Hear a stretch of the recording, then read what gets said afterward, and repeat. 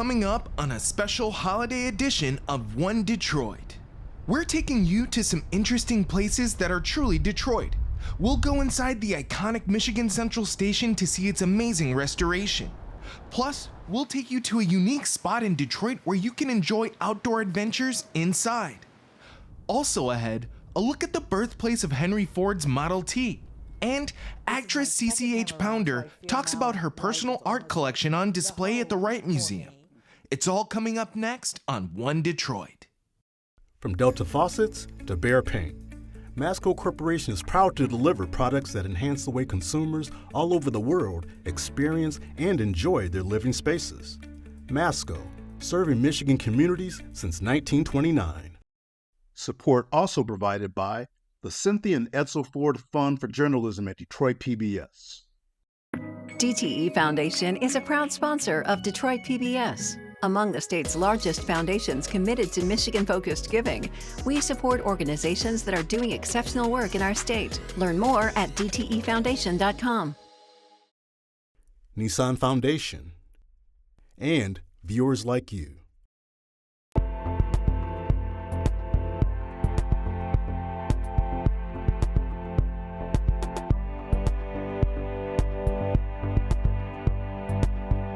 Just ahead on One Detroit. It's the 4th of July. The kids are out of school and summer is in full swing. We'll give you some ideas on where to go for a truly Detroit experience. We'll explore the Outdoor Adventure Center and all of the activities it offers. Plus, we'll take a look at Detroit's automotive history inside the Ford Piquette Avenue Plant Museum. And the Wright Museum hosts an exhibit of artworks belonging to acclaimed actress CCH Pounder. But first up, a truly Detroit landmark is now open for tours on Fridays and Saturdays through August. Michigan Central Station reopened with much fanfare last month after undergoing a 6-year renovation by Ford Motor Company. The former hub for train travelers sat vacant for more than 30 years. Once a symbol of the city's decay, the iconic building now symbolizes the future of mobility and innovation. One Detroit took a tour.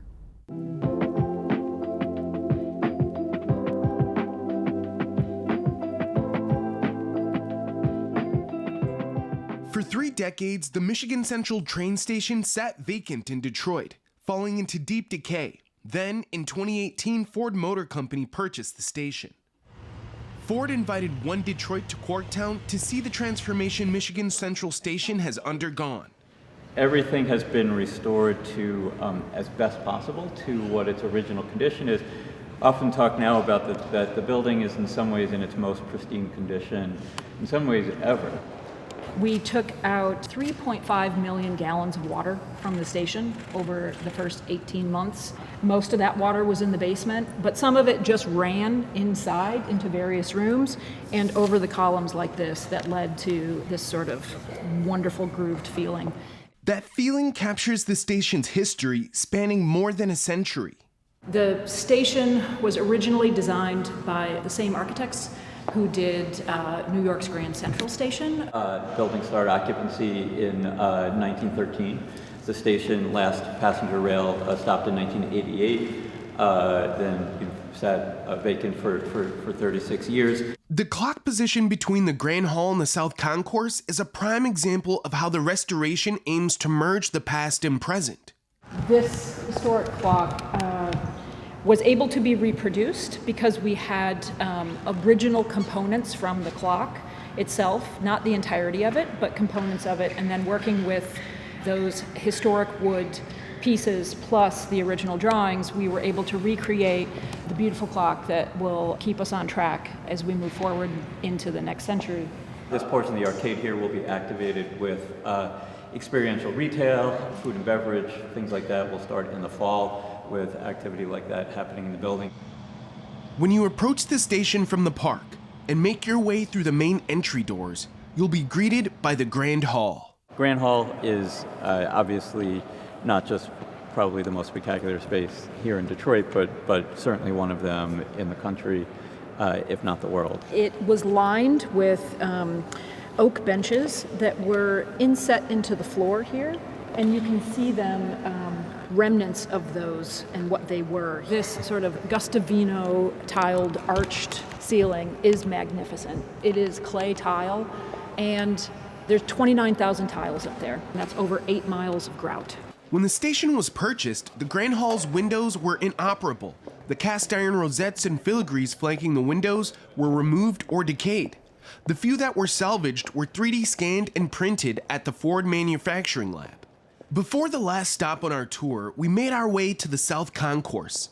On its surface, it's almost identical to the way it looked in the 1940s, when it serviced nearly 4,000 people a day. But below its surface is modern technology. We have, for example, in here, in-floor cooling as part of how we will heat and cool this vast space. We also, in the selection of glass throughout, worked on selecting the right types of glass to reduce cooling loads, and so the building is going to be really future-forward managed machine to keep these sort of costs low and be the most sustainable as possible. Amid the restoration, Ford set out to honor the station's heyday, but also the time it sat vacant. One example is the graffiti on station walls. It's also an important chapter in the building's history. In other cases, we've preserved some of the work itself, not connected to the walls anymore, but we will figure out how and where we can exhibit those or incorporate them into the design of spaces within the building.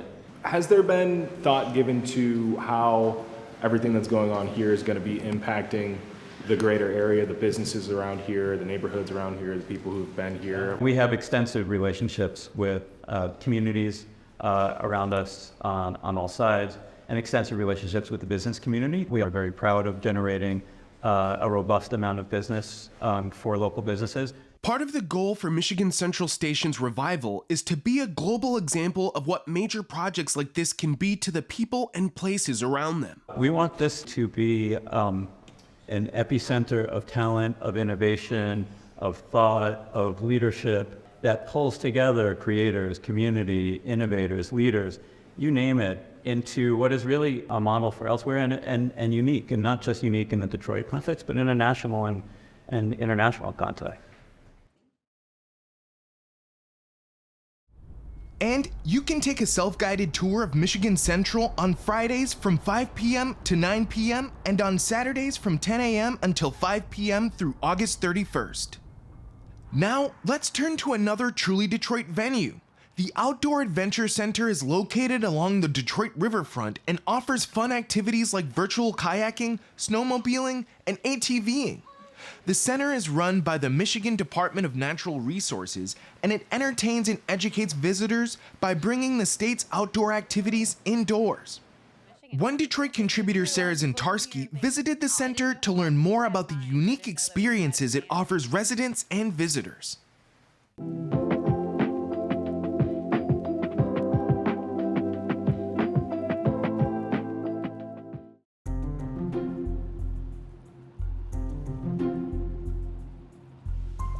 The Outdoor Adventure Center, such a cool place. Can you just tell us, like, what is the concept behind this center? Basically, we do bring the up north downtown. So everything that you can see in the beautiful up north, we try to bring it here and expose people to our natural resources throughout the state. Why is it important to bring that up north of Michigan to the city of Detroit? I think part of the reason is because we want to make sure that everybody knows what we have to offer in this beautiful state. And so for people who grew up in the city and don't travel much outside of the city, they can explore what we have to offer. And we hope that they take the chance and go and visit our beautiful state parks throughout the state. And just what the state of Michigan has available. Because I'm sure a lot of people come here and think, oh, I didn't know we had mines. I didn't know that we had sand dunes. How do you see people come here and their minds kind of open up to all the beauty that we have here in the state of Michigan? And that's the great part about working here, is that we see that inspiration and we see people ask more questions and ask where they can find more information. Where can I get my fishing license? Do you have any suggestions about good fishing spots? And so that, that is really exciting to see that people make that connection and then want to know more about how to explore. When people come to the Outdoor Adventure Center, what can they expect as they walk through the doors? They can expect to feel like they're outside, which a lot of people, before they know what we are, they're surprised that it's all inside. But really, when you're inside, you feel like you're outside. What are the hands-on exhibits that people can explore? It's actually more than just hands-on. It's full body exhibits. So we have fishing, which actually is simulated to make it feel like you're catching a fish. We have snowmobile that you can ride, an ATV you can ride, bikes you can ride, and then the tree, of course, that you can climb inside to the top of the tree and peek out and see, all the branches. And actually in the tree, there's birds and owls and bugs and all kinds of nature that you can explore inside the tree. How do you inspire people to go out to the state parks? That's actually one of our new exhibits this year. We have an interactive state park map, which is conveniently located in our campground exhibit. And so you can, touch and see the entire map of Michigan and explore what those campgrounds have to offer. And others, state parks, it's not just campgrounds. And another thing that we do a lot of fun activities and educational promotions for the state parks. Another thing that we do is we have a State Park Madness competition, which is on Facebook. You can also vote in person, but we put the brackets on our window so that people can vote for their favorite state park. And then at our DNR Parks and Recreation in-service, we're going to present the trophy to the winners. How long has the Outdoor Adventure Center been around, and how have you expanded through the years? We opened in July of 2015, and every year we do add something new. So we're always looking for ways to expand what we offer. And I think that's really another exciting thing about working here is, exploring, what can we add, and working with the wonderful people in the rest of the DNR to see what ideas they have. Like right now we're working with forestry to expand all of our forestry exhibits. So it's really exciting. We have a very unique building that is one of a kind in the country.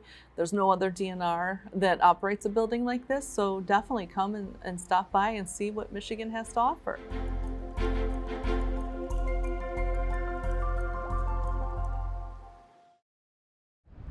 The Ford Piquette Avenue plant in Detroit's Milwaukee Junction neighborhood is a major part of the Motor City's legacy. The site is the birthplace of the Model T invented by Henry Ford. The plant has been transformed into a museum to preserve its rich automotive history. One Detroit's Chris Jordan toured the museum with President and COO Jill Woodward.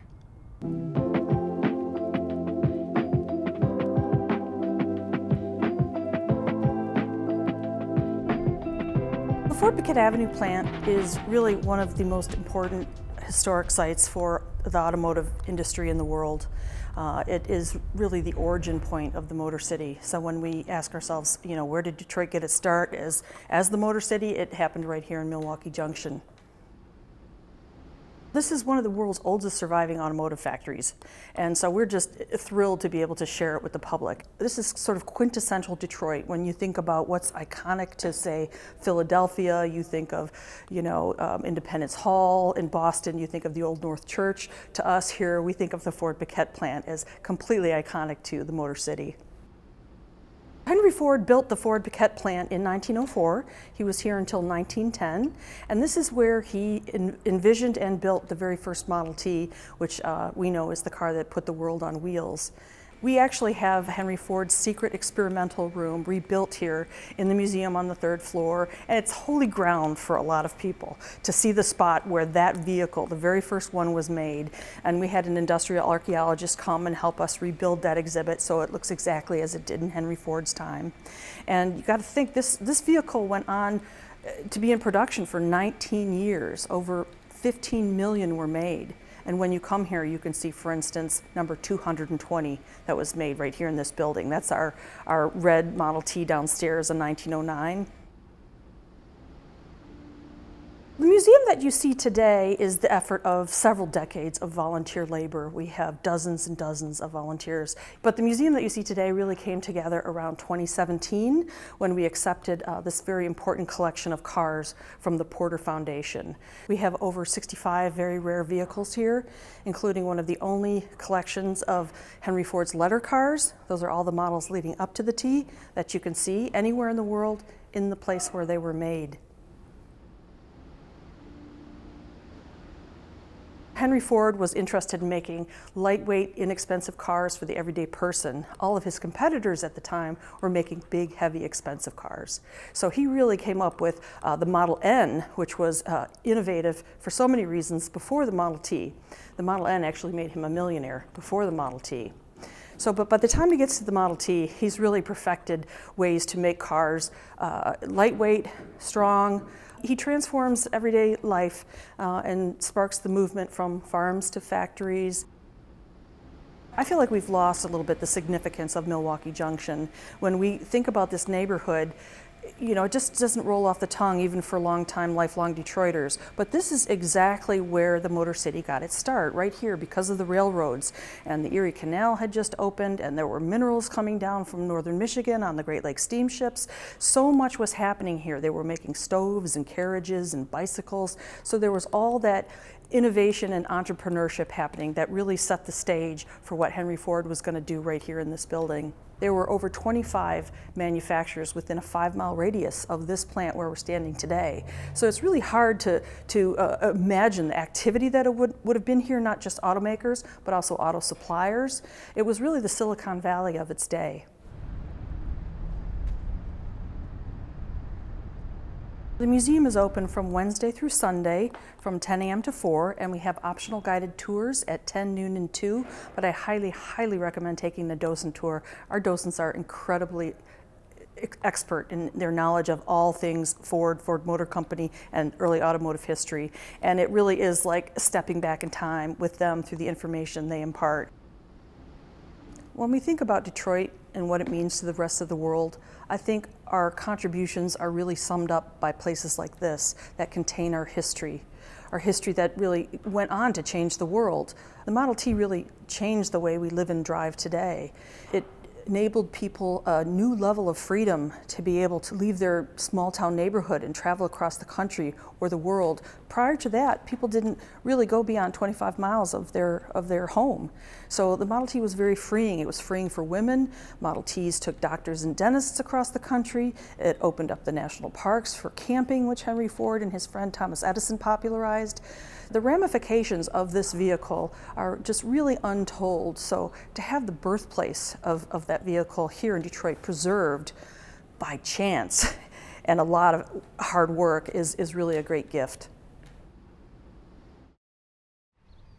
Another truly Detroit site is hosting a special exhibit featuring art from the private collection of award-winning actress CCH Pounder.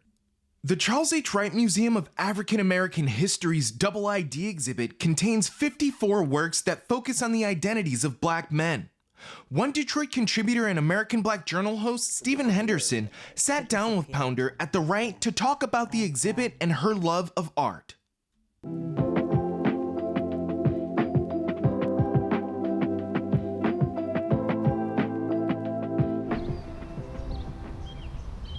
So let's talk about this exhibit, Absolutely. Double ID. It is about Black men and the duality, right? Yes. Well, first of all, I should really say that I started off at the Wright with Queen, Yes, which was an right, all-female show. right.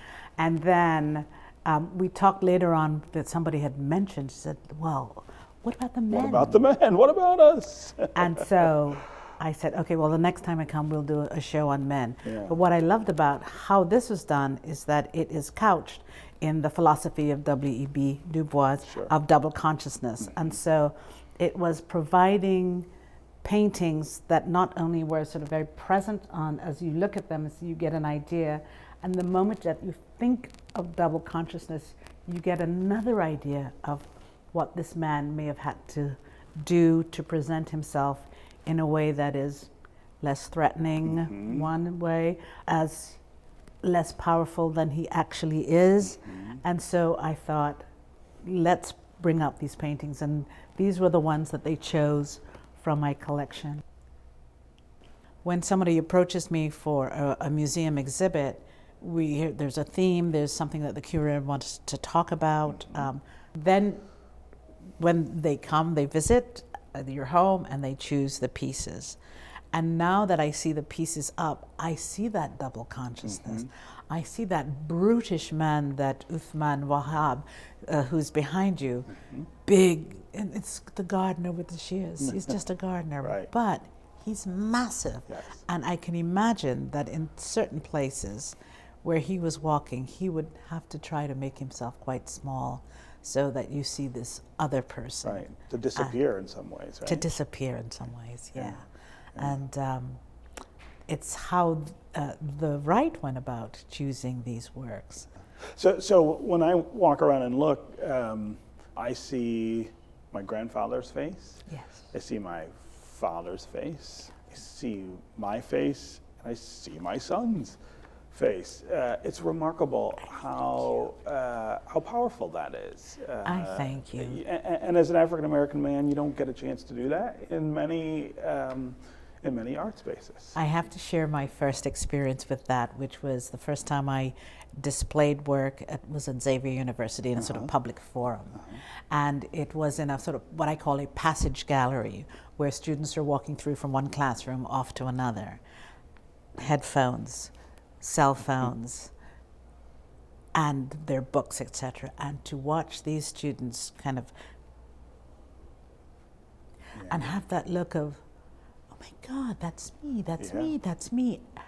It was thrilling, and that's really what opened my brain to saying, we cannot just store these and keep them for your own pleasure.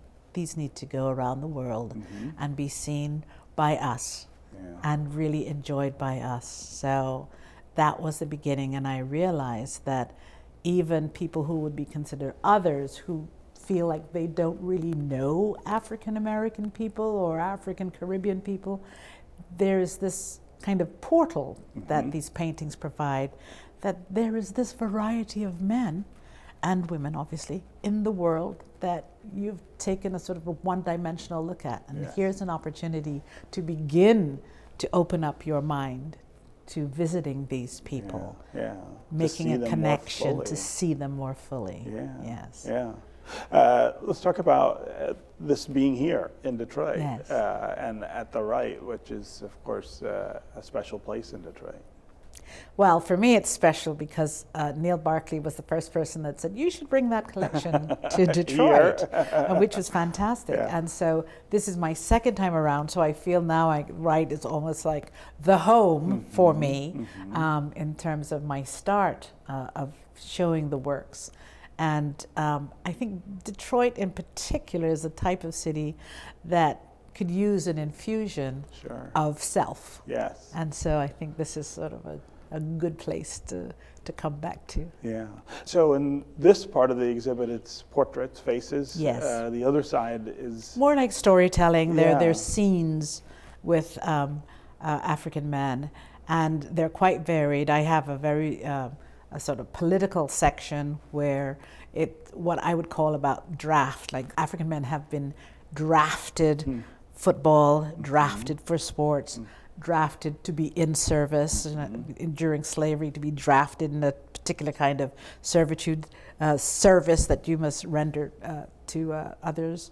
And so there's that. And then there's scenes of our colonial past where there's a wonderful painting, a very large painting of Greg Bailey's, of a barrister or lawyer getting dressed, modern day, still having to put on the powdered wig. Yes. And then it's what I call the Sag God. It's by Fahamu Peku, which really kind of relates to our very young citizens with the pants that are well below the waistline, hanging off of the hip, and creating a kind of his own personal God in a sense. So sort of reinventing himself the way he wants to see himself. So there is, again, what I call the rainbow of of black men, Yeah. and that's available to be seen in Yeah. the big room.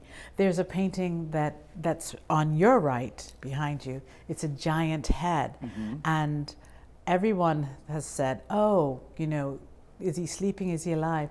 And when I spoke to the artist and said, "What's that giant head about?" And he said he remembers seeing those giant Olmec stones across Mexico and Central America. Wow. And that he noticed that between Mexico to the Central America, they became more and more black They get featured. darker. And Yeah. so he started to paint these enormous black featured men. Wow. And so it was like stunning. I have to say though, seeing it here in the museum, it sort of fits in. When I first saw it in his studio, it was like, this is enormous. It's too big, But, right? Yeah. Yeah. Yeah, Oh, he fits that's in what, perfectly. That's what museums are for, right? Yes, they are. Yeah. They really are. So Yeah. it brings everything into perspective. It's Yeah. really beautiful. And you can see the Double ID exhibit at the Wright through October 20th. That'll do it for this week's One Detroit. Thanks for watching. Head to the One Detroit website for all the stories we're working on. Follow us on social media and sign up for our weekly newsletter.